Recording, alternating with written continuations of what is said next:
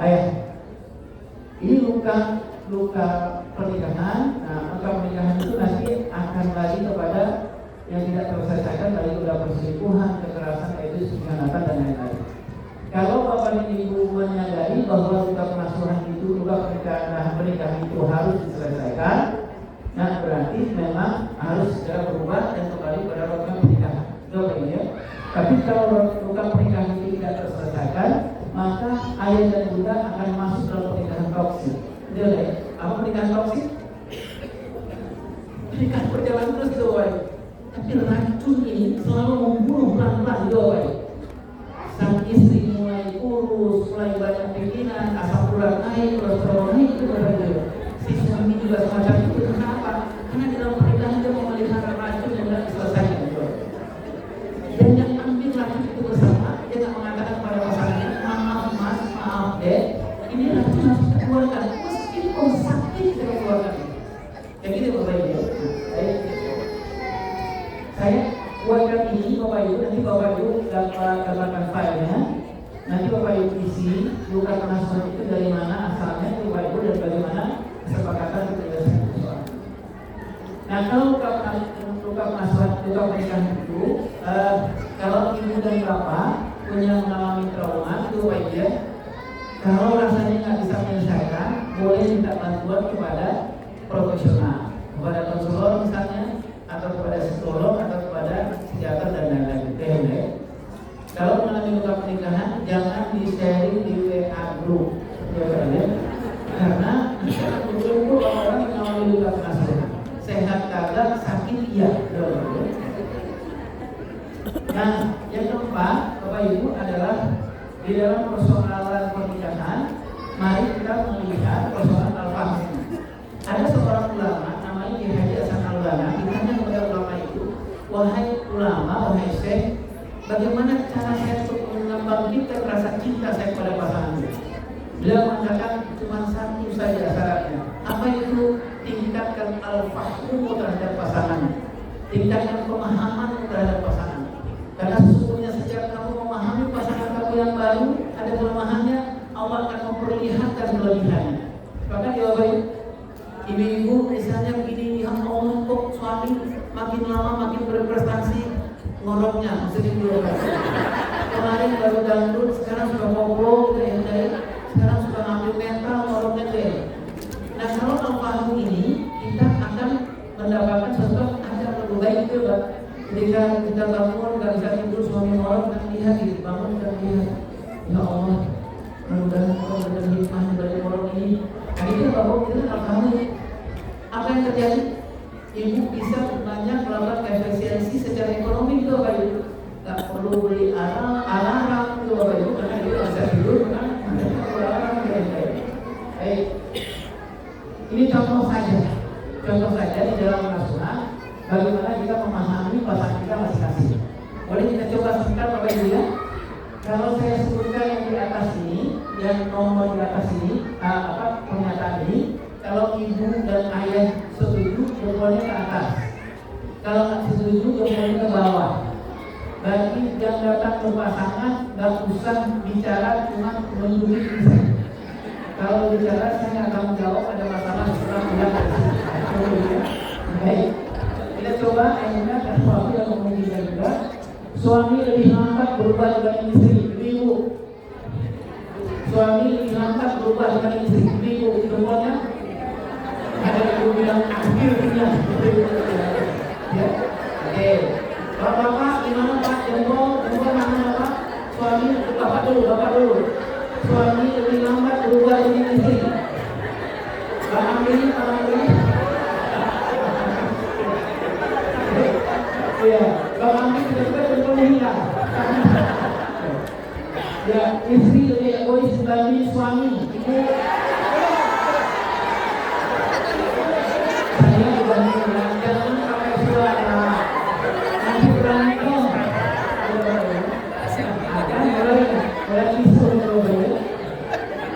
Suami saya, istri egois dengan suami.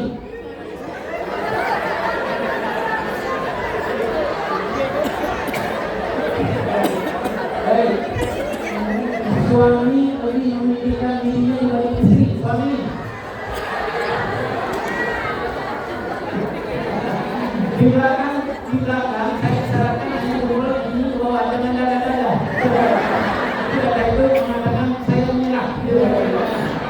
Jadi suami lebih memikirkan dirinya dari istri sekarang.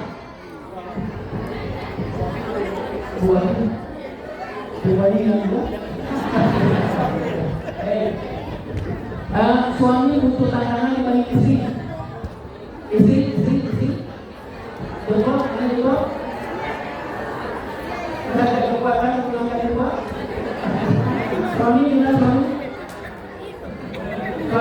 Suami butuh tantangan dibanding istri. Saya suka dengan suami kita walaupun di samping.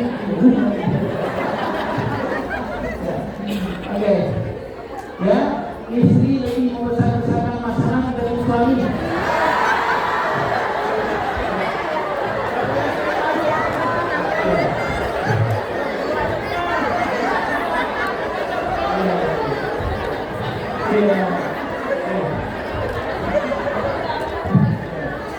Bapak berani jawab?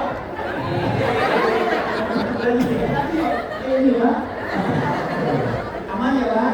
Nah, istri lebih jujur dibanding suami. Jadi saya nggak perlu tanya sama bapak, ya seluruh dunia tahu bahwa istri lebih jujur dari suami. Suami lebih cepat bahagia dibanding istri.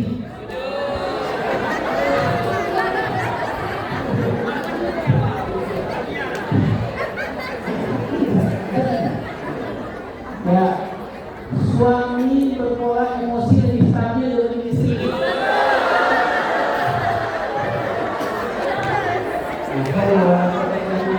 Jangan pakai suara, isu. Kita sedang bicara rumah tangga harmonis. Pulang-pulang dari masalah. Baik. Suami lebih mudah bosan dibanding istri.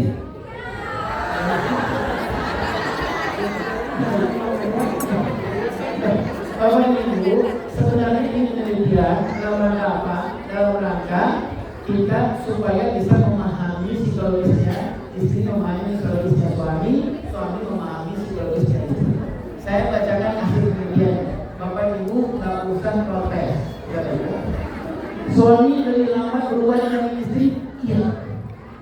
Itu sebabnya kalau ibu habis pulang dari majelis taklim, ibu mendapatkan sesuatu, mau masuk surga, suami yang soleh itu seperti apa? Ibu pulang ke rumah, lihat suami lagi pegang HP, tahan diri. Itu apa ibu? Jangan langsung bilang Assalamualaikum warahmatullahi wabarakatuh. Dia bilang, abang istighfar, astagfirullahaladzim.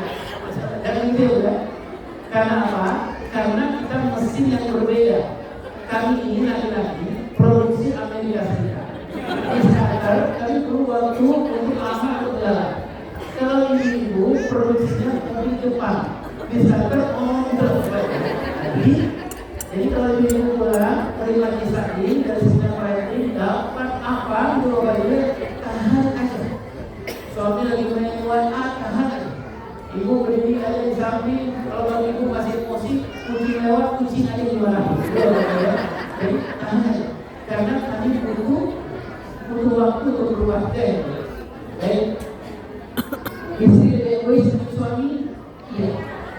Itulah sebabnya ayah, kalau ayah pulang dari bekerja, seperti Rasulullah SAW menunjukkan kepada kita, sebelum pulang ke rumah, Rasulullah berhenti dulu di satu tempat itu baiknya. Ada yang dibuang dulu ke musik-musiknya juga yang baik. Karena apa? Ini mau melihatkan anak berbuat tadi. Itu baiknya. Atau berhenti dulu bapak ibu sebelum pulang ke rumah, telepon dulu ke istri. Dek, abang sedang di depan martabak telur. Jawabnya, adik mau martabak berapa telur? Oh itu istri senang banget. Ya Allah bang, abang begitu sayangnya sama aku sama martabak, abang hanya aku si istri sakit senangnya. Ya Allah bang, terserah abang mau beli berapa? Sebenarnya suami sudah beli martabak dua kali. Ya, karena hanya kita memahami, maka kita tahu. Suami pulang, bapak pulang, ada anak-anak buka pintu, bapak sapa anak-anak, dan jangan lupa sapa ada anak mertua yang bisa melihat ke jendela, asalnya lagi ganggu.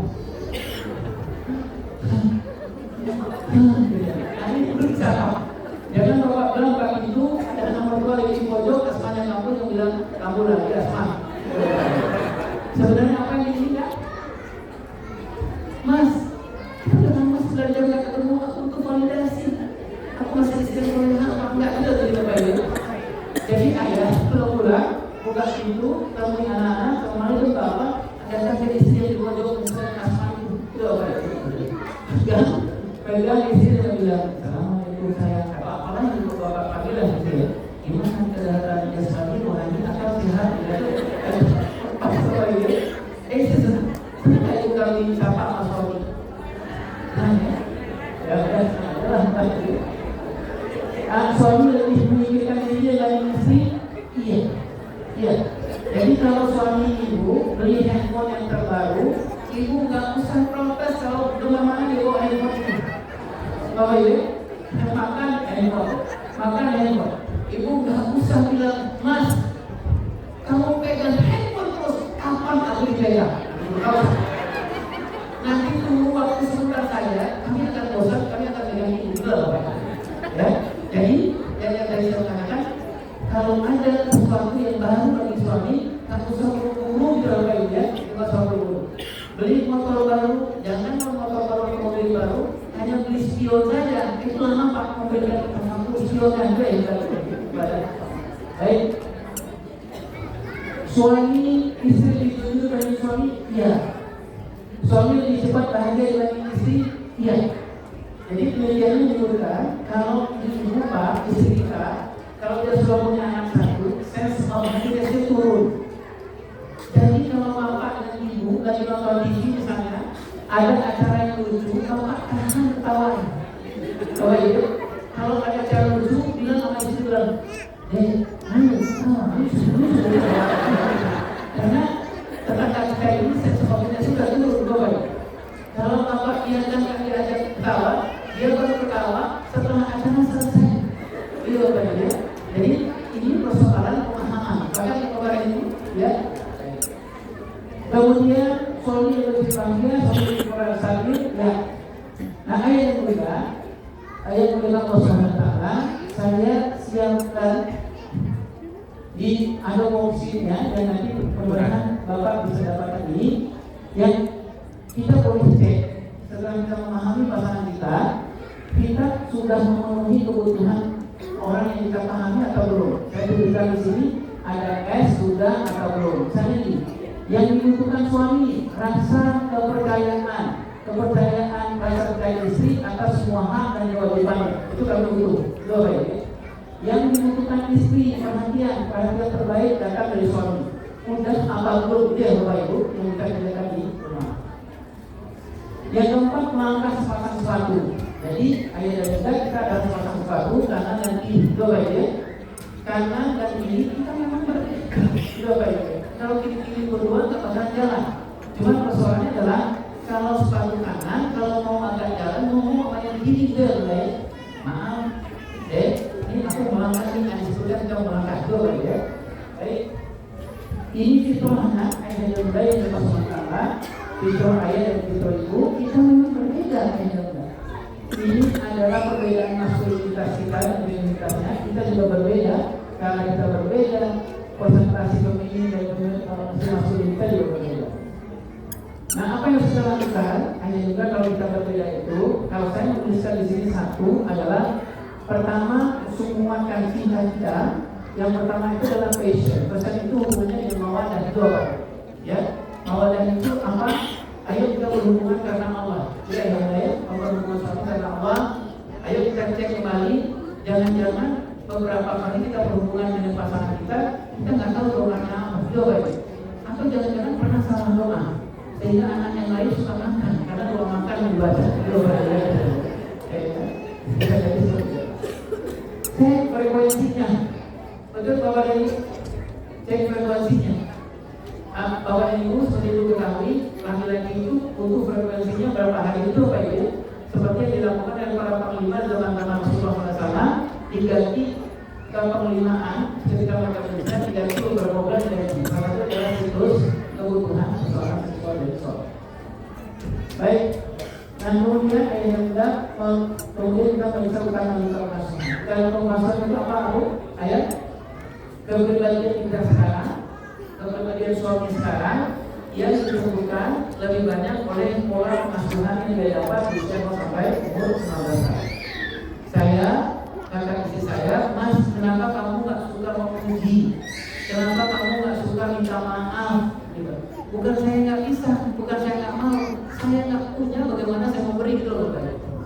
Jadi saya nggak punya di umur 15 tahun, saya nggak punya itu di umur 15 tahun usia terbaik saya. Jadi bagaimana saya memberi kalau saya nggak punya dua kaki? Mas, kamu tuh orang yang tidak berani mengambil keputusan. Dulu saya katakan itu karena apa? Saya setiap menyeberang jalan dengan istri dulu bapak ibu selalu menyeberang jalan itu prosesnya lama. Kenapa? Karena saya punya kepribadian yang tidak berani mengambil risiko. Kenapa saya tidak berani mengambil risiko? Karena di umur 15 tahun saya tidak pernah mendapatkan pelatihan akhir bulan itu loh baik, ya. Jadi istri bilang, Mas, ayo nyebrang. Saya bilang masih ada tuh mobilnya di sana. Istri saya bilang, Mas, aku udah assessment 2 hari di jalan ini. Itu mobil sudah rusak selama sepekan. Jadi kenapa? Oh ya, kata istri saya, Mas, ayo nyebrang. Enggak, sebentar lagi. Kata istri saya, ini kita mau nyebrang atau mau nginap ini? Jadi apa? Karena kenapa saya orangnya suka fly, tidak suka fly? Karena persoalan utang. Baik. Nah, ayah dan juga untuk menguatkan fitrah ini satu terapi luar biasa yang sekarang dipakai di dunia barat itu adalah terapi 15 sunnah Rasulullah yang saya yakin Bapak Ibu sudah lakukan ini. Kalau ada persoalan pernikahan, lakukanlah 15 sunnah Rasulullah SAW. Sekali yang sesuatu yang perlu saya lakukan. Satu selimut bersama suami, ada istri Bapak Ibu, bukan saya pikir. Satu selimut bersama suami. Halo, Ibu, bagaimana kabar selimut? Ada selimut untuk bertanya atau selimut yang merasa? Oke, alhamdulillah. Kemudian makan minum sekelas berdua, ya. Kemudian mandi bareng. Kemudian cium sering-sering, ya. Agak lemas jauh, membantu pekerjaan rumah, ya. Ayah berikan surprise ke istri ayah. Nanti mau bilang tidur, ayah di video talknya dengan istri bilang ini dek, pegang tangannya, cium tangannya, bilang I love you, dek. Nanti subuh, besok subuh, kamu habis aku bangunkan, kamu pulang, aku pergi ke masjid, kamu sholat, kemudian kamu jangan mengerjakan pekerjaan apa-apa pagi ini, karena aku yang akan mengerjakan kamu.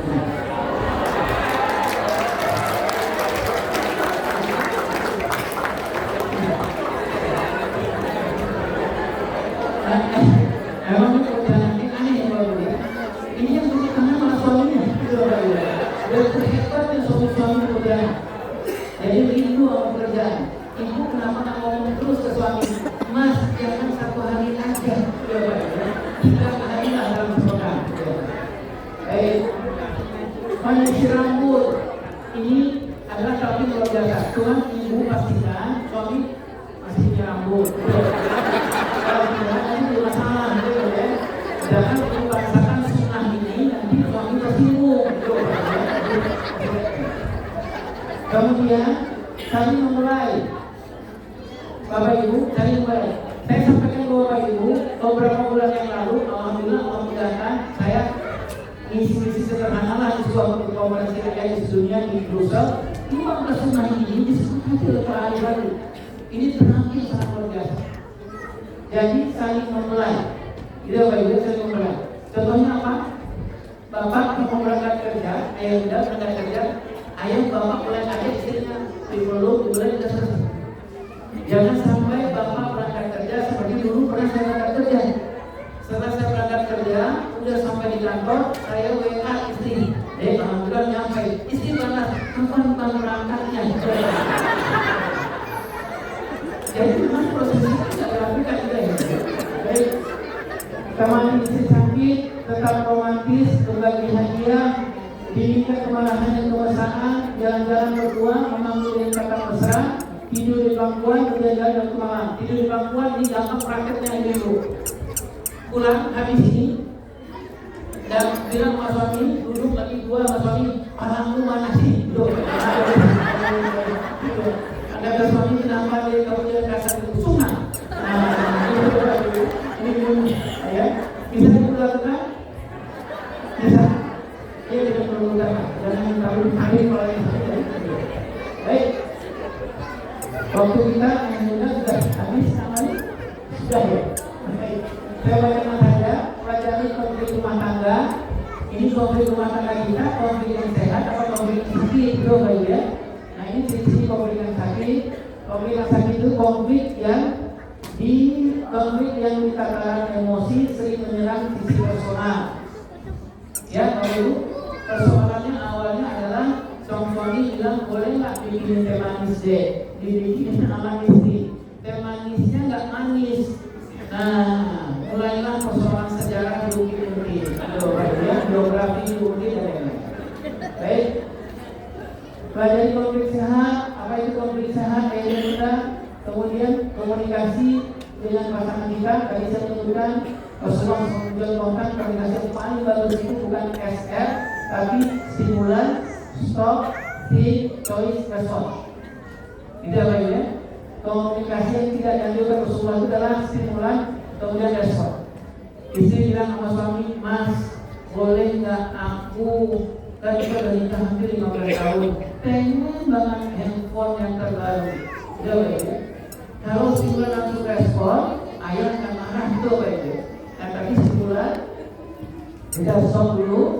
Seperti Rasulullah SAW, bagi datang kata bagi Rasulullah, boleh nggak aku masuk Islam? Boleh kita masuk. Tapi masih boleh nggak aku berzina? Rasulullah tidak stimulan respon.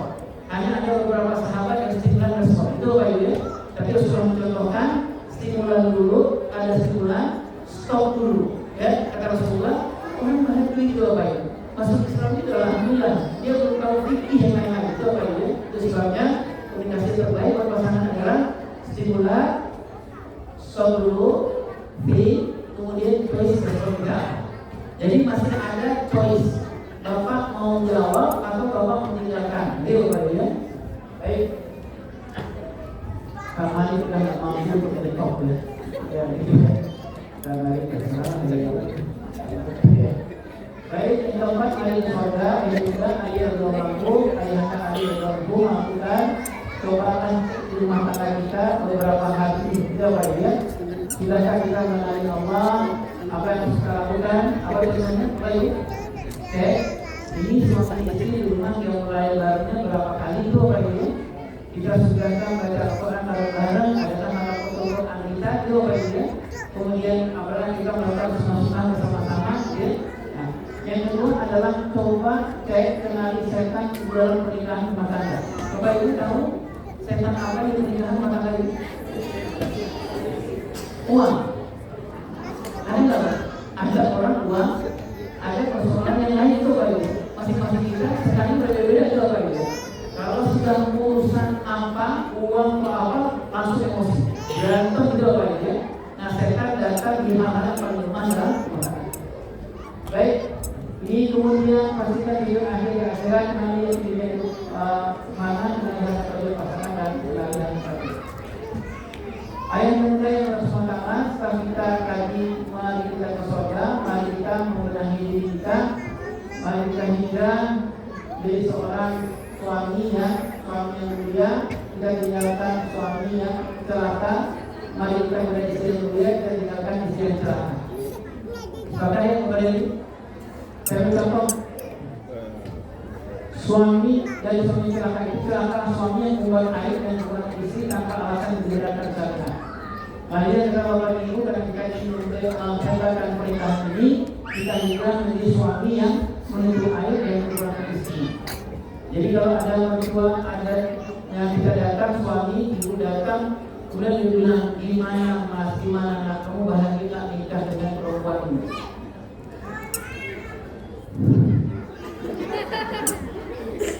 Nah, gila kalau ya. Jadi ini suami mulia nih. Padahal sebenarnya mengatakan nasib tidak baik. Tapi dia menahan itu karena dia tahu bahwa itu bukanlah suami yang mulia, tapi suami yang celaka yang menikahkan yang buruk-buruk di depan. Baik. Kemudian yang terakhir yang kedua, ayat yang ketiga, ini juga sudah ayat Al-Quran. Tadi kita mengecek sudahkah kita punya program pernikahan. Yang ini sekarang sudahkah urusan pengasuhan kita punya roadmap pengasuhan atau tidak? Jawabannya. Sudahkah kita melaksanakan ini? Ya sudah, anak umur 7 tahun itu kita tahu kan siapa yang banyak berperan, apa targetnya. Anak 8 sampai 15 tahun itu siapa yang banyak berperan, apa targetnya. Jawabannya ya. Ini dalam rangka apa? Dalam rangka tadi Allah mengatakan jangan mengkhianati amanahnya Allah. Jadi amanah Allah itu adalah anak itu miliknya Allah. Kalau begitu asuhlah titipan Allah ini dengan sesuai sama ini. Bahkan kepada ini, bahkan ya.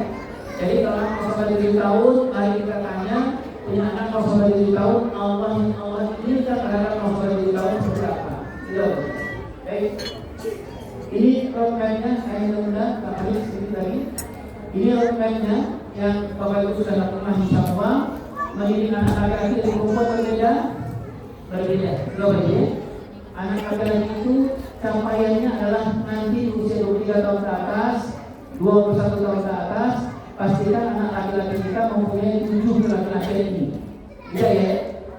Nanti ketika dewasa dia menjadi seorang gubernur, jadi di kota, menjadi apa? Bapak jadi muda, tapi dia bilang hebat sekali Bapak jadi wali kota, jadi gubernur. Tapi anak laki-laki kita bilang bukan karena aku, tapi atas izin Allah. Kenapa anak laki-laki kita bisa mengatakan gitu? Karena kita sudah memasukkan nama itu Roh Abdullah pada anak laki-laki. Tidak ya muda? Ya. Ada fitrah qawamun, tanggung jawab yang tadi saya sebutkan. Kalau anak Bapak umur 19 tahun, dia mandi, handuknya taruh di mana-mana, mendingan ini diurus, coba ya. Karena dia persoalan qawamunnya laki-laki. Kalau anak Bapak umur 19 tahun, dia makan pagi sarapan, ininya taruh di mana-mana, Bapak urus ini. Bapak bilang, maaf Mas, ini taruh di mana? Anak Bapak bilang mengatakan, aku telat ya, mendingan kamu telat daripada kamu merepotkan orang tidak mau dewasa. Ini yang boleh. Karena kita sudah jelas kalau anak laki-laki ada 7 laki-laki. Mau dia menjadi gubernur, menjadi presiden, menjadi apa? Kita pastikan ada 7 laki-laki. Iya enggak? Anak perempuan ada 7 juga keperempuanan. Gimana caranya? Kita mulai dari umur sendiri. Saya bercontoh kan? Abdullah ini adalah kenapa Bapak Ibu di usia 5 tahun Bapak Ibu mau menguji anak-anak selalu ada kata Allahnya. Anak masuk 7 tahun bilang, Bunda, aku tadi di sekolah ada guru minta gambar. Bunda bilang apa? Masya Allah, tabarakallah, kamu bisa sekali menggambar atas izin Allah. Kenapa Anda Bunda menyebut atas izin Allah? Karena 20 tahun ke depan dia harus menjadi Abdullah dan kami. Setiap ada keberhasilannya dia mengatakan bukan karena aku, tapi karena izin dari Allah. Baik. Kalau kenapa tadi Bapak Ibu anak umur 19 tahun habis dia makan piringnya dia taruh di tempat di tempat cuci piring. Kenapa Bapak urus itu? Kenapa? Karena 20 tahun ke depan kita pastikan dia punya kawamu karena jawab dulu. Baik. Ini anak perempuan sama Allah Rasulullah SAW memudahkan untuk menanamkan 7 perempuan ini. Kenalkanlah 4 perempuan ini, praktekkanlah 4 perempuan ini pada anak perempuan kita. Itu yang baik. Ini yang pernah saya mudah urus anak laki seperti ini. Ya. Kemudian ini target-target anak laki tadi saya sebutkan itu Abdullah al-Waqif dan lain-lain. Dan kalau misalnya anak ayah punya anak umur 10 tahun 11 tahun. Kalau dia bilang ayah aku tadi dibully di sekolah, misalnya coba ya, bapak kalau dia umur 9 sampai 10 tahun, bapak yang bilang, nah konsentrasi belajar aja dan bapak yang ngurus bullying. Berarti bapak makanya kita perkembangannya kayak. Karena apa? Di umur itu harus dilatih dakarunnya, dilatih berpikirnya itu loh baik. Seperti ayahnya Ibrahim melatih Nabi Ismail. Jadi kalau dia bilang dia, aku tadi dibully sama teman-teman di sekolah. Ayah bilang dia berarti kali dulu. Tapi menurut Allah bagusnya gimana? Baik. Karena umur itu anak laki-laki harus dipertemukan dengan dunia tidak seolah-olah. Tidak ya? Baik. Ini anak perempuan yang kedua, ini roadmap-nya. Ini proses roadmap anak perempuan. Ini target 7 perempuan yang Bapak Ibu di sekolah dan di rumah harus melakukan ini, melatih al-Qusa, Qawaida dan lain-lain. Akhirnya yang kita musyawarahkan, mudah-mudahan nanti kita bisa deklarasi di rumah masing-masing adalah menjadi istri kapal dan juga beli semua yang aku dan kamu kita nanti pindahkan kepada kita. Bapak Ibu, Bapak Ibu, maaf agak terburu-buru karena waktu ini memang sudah tidak memungkinkan. Saya mohon maaf, mudah-mudahan terinspirasi. Saya juga sedang menjalani hal ini. Banyak sekali kesalahan saya, kita sama-sama untuk berubah. Mudah-mudahan Allah tetap menghitung dalam persoalan ikhtiar kita. Hasilnya nggak usah ditanya dulu, Pak. Pesan saya terakhir, do the best that Allah will. Urusan kita hanya ikhtiar.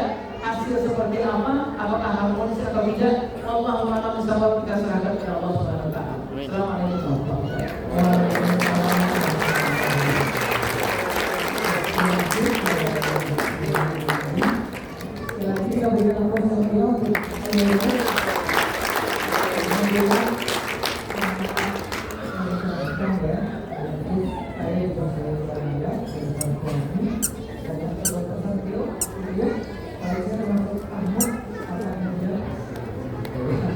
Jadi kata-kata waktu kalau kita dua teman, satu dari ayah dan satu dari bunda. Banyak mendengar ya. Kalau kita mau berjuang